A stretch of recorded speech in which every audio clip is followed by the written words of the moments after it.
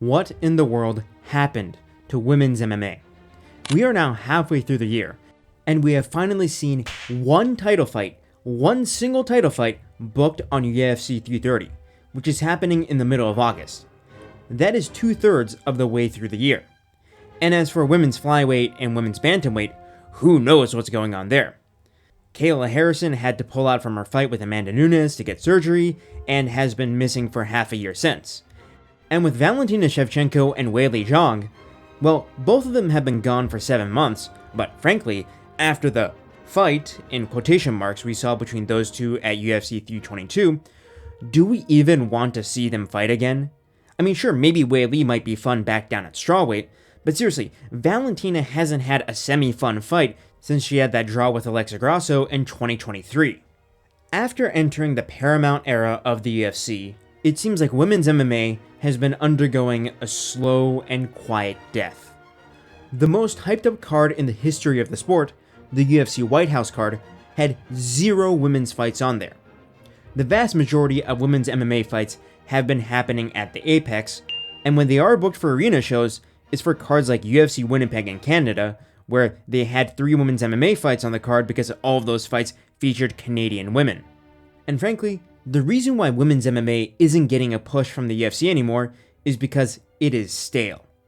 Back when women's MMA started out in the late 2000s and early 2010s, with Gina Carano, Chris Cyborg, and later Ronda Rousey fighting in promotions like Elite XC and Strikeforce, there was a mystique to it, if you get what I mean.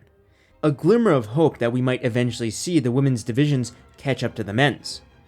And then with the UFC picking up women's MMA and Ronda Mania happening, a lot of people, including Joe Rogan, ended up believing stuff like Ronda Rousey could beat Floyd Mayweather in a street fight. And even after Ronda got fraud checked and lost all of her hype, the addition of the women's strawweight division helped keep women's MMA relevant, with that trio of Joanna Jędrzejczyk, Rose Namajunas, and Zhang Weili helping to keep fans interested. But now, I see literally nobody talking about women's MMA.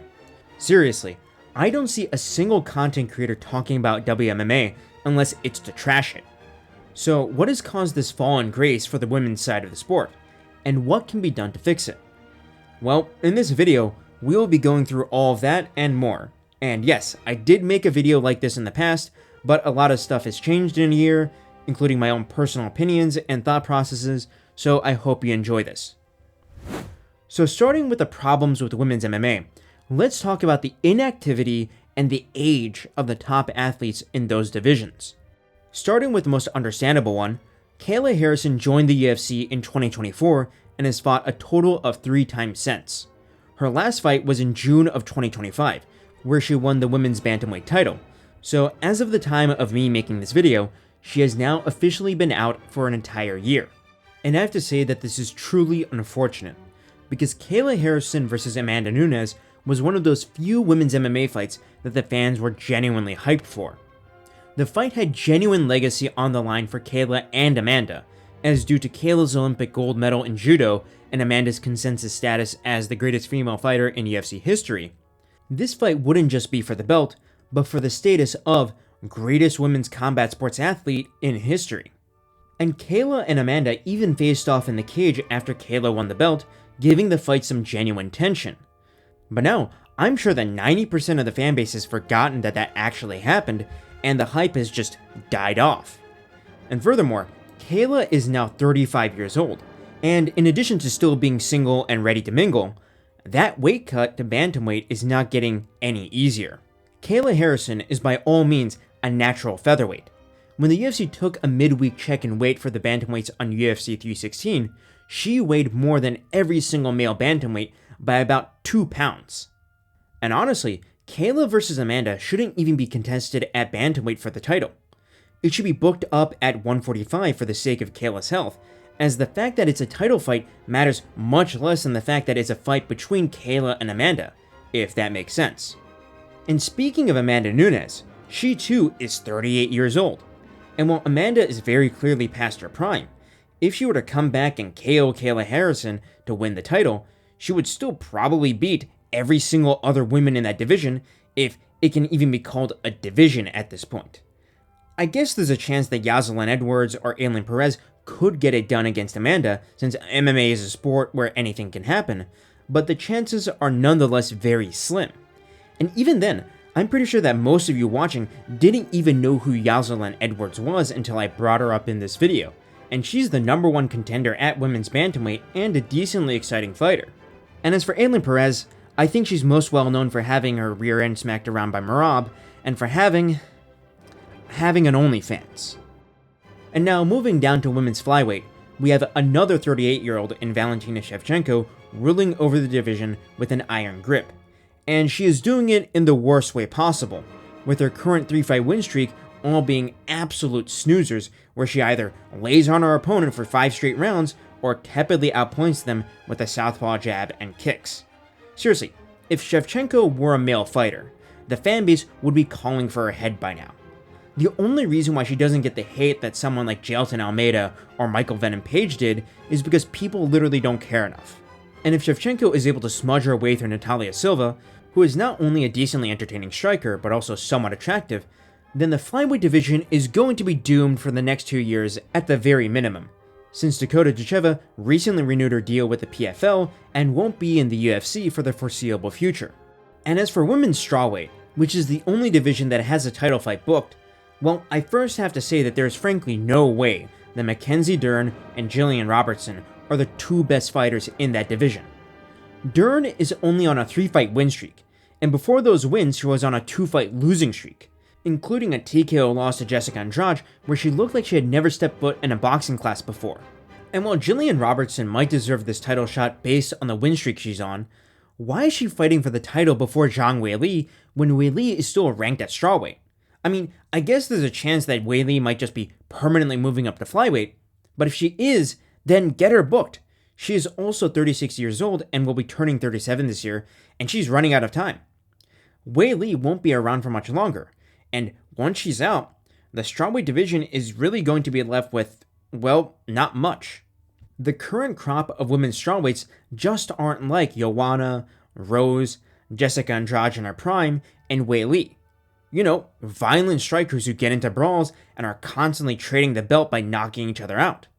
They are mostly grapplers, and they mostly go to uneventful decisions that are decided by who gets top half guard or not. The most exciting fighter out of the current crop of strawweights, in my opinion, is Tatiana Suarez, since she has a pretty high finish rate in the UFC, but even she has lost to Weili and is going to be 36 years old this year. So yes, the landscape looks quite bleak. The best female fighters, like Kayla Harrison, Weili Zhang, Amanda Nunes, and Valentina Shevchenko, are currently aging out without being decisively dethroned. It just appears to me that the previous generation of women's fighters were simply more talented than the ones who are on the come up now. However, the UFC isn't the only promotion where women's MMA seems to be regressing. In the PFL, as the co-main event to Usman Nurmagomedov versus Archie Colgan, which, side note, is a fight that Usman Nurmagomedov might actually lose, by the way, since Archie Colgan is undefeated, the PFL has booked Dakota Ducheva against 9-5 Denise Kielholtz. And look, I've defended Dakota in the past against the can-crushing allegations since she has beaten tough competition like Tayla Santos in the past, but this is a total mismatch. And it's an especially disappointing booking since the PFL actually does have ex-UFC fighters like Liz Carmouche and Viviane Araujo who they could have booked Ducheva against. However, the biggest problem facing women's MMA that I've heard basically nobody talking about is the complete shutdown of Invicta FC. Invicta FC, a regional promotion exclusively focused on women's MMA that almost every single noteworthy female UFC fighter ever has competed in, hasn't held an event since 2025.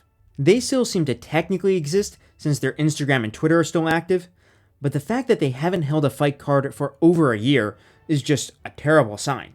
So yeah, even on the regional scene, women's MMA seems to be slowing down. The demand from the fans for women's MMA seems to be declining, but that doesn't mean that we aren't going to continue to see women who want to compete as pros in the sport. Ever since the UFC added women's MMA divisions, the genie has been let out of the bottle. And now the UFC sort of has no choice but to keep it around. For the UFC, I'm almost certain that women's MMA is an albatross for them. which is why they've been promoting it far less. However, I don't want to just rag on women's MMA for the entirety of the video, so next I'll just give a few ideas on how to make women's MMA great again. So first off, let's talk about the easy changes to make.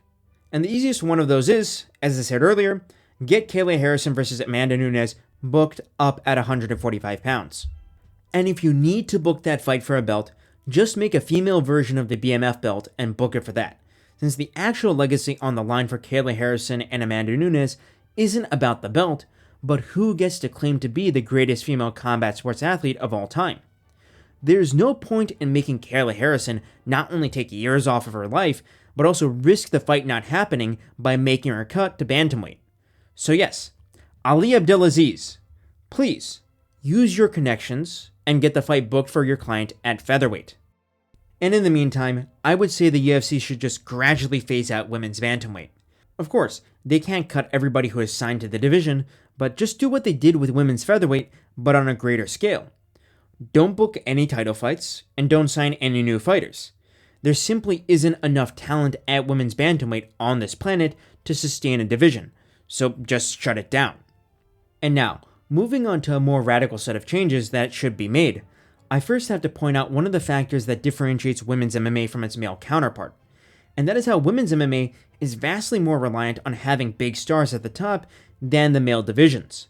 With men's MMA, there's a decent chance where if you tune into a random male fight, it's going to be a solid fight. I mean, we all know the meme about unranked flyweights going at it as if it's life or death on the prelims of a random Apex fight night. But with women's fights, that is just much less common. If you're going to sell women's MMA, it can't only be about violence or who is better than who.